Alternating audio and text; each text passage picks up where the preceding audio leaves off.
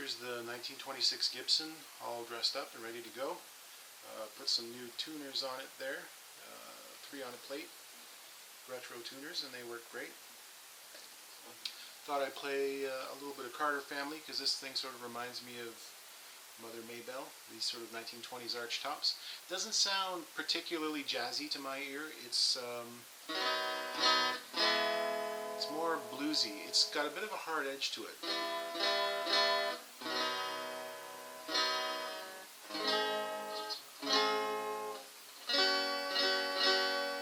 Almost like a resonator or something. But we'll see what it does.